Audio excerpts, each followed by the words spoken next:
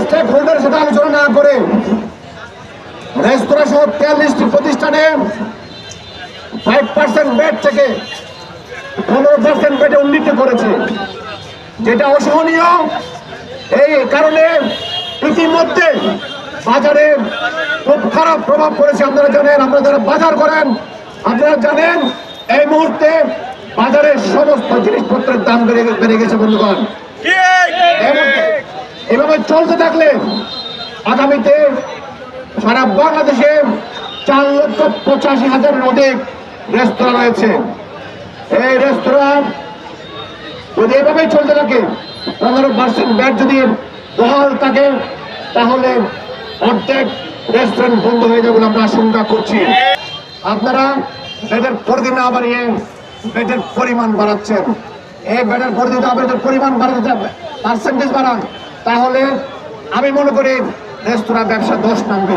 আপনারা যদি আমাদের সাথে আলোচনা না করে এই ব্যাটের 15% ব্যাট যদি স্থগিত না করেন, কেন্দ্র থেকে যে প্রোটিন কর্মসূচি দিবেন, আমরা এর চেয়ে অধিক জনবল নিয়ে আমরা রাজপথে নামতে বাধ্য হবো। দীর্ঘদিন 5% ব্যাট দিয়ে আসছি এবং আমাদের এই 5%-এর যদি বৃদ্ধি করা হয়, আমাদের রেস্তোরাঁ খাত সব কক্সবাজারের পর্যটন এলাকায় রেস্তোরাঁ হাট রেস্তোরাঁ শিল্প ধ্বংসমুক্ত হয়ে যাবে।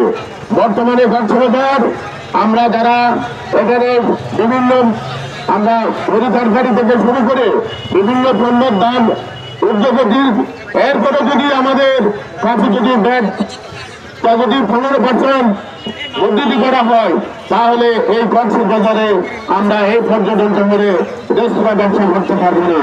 বিভিন্ন এজেন্সির কাছে বিভিন্ন দাবি দাওয়া নিয়ে বিভিন্ন সময় হাজির হয়েছি। আমরা বারবার সরকারের ব্যাটের এজেন্সিগুলিকে বোঝাতে চেষ্টা করেছি, বিদ্যমান 5% ব্যাট যে সমস্ত রেস্তোরাঁ খাত থেকে নেওয়া হয়, ওদের পরিবর্তে ব্যাটের পরিধি বাড়ানোর জন্য বারবার আন্দোলন করেছি, বারবার প্রশাসনকে তাগিদ দিয়েছি। কিন্তু দুঃখজনক ফলাই সত্য, কি অদৃশ্য কারণে বুঝি না, ব্যাটের কর্মকর্তারা, ব্যাটের দায়িত্ব নিয়োজিত কর্মকর্তারা ব্যাটের পরিধি না বাড়িয়ে আমরা যারা ব্যাটটি নিয়মিত তাদের উপর আরো 3 গুণ রূপে ব্যাটের পরিধি বর্ধিত করে 15% বর্ধিত করে অর্ডিন্যান্স জারি করেছে। বর্তমান সরকার পুরো আলোচনা না করে 15% ব্যাট তাদেরকে নির্ধারণ করা হয়েছে।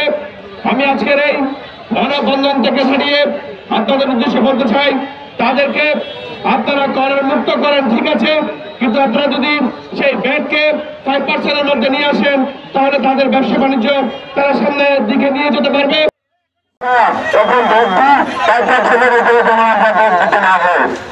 আজকে বাংলাদেশ মানুষ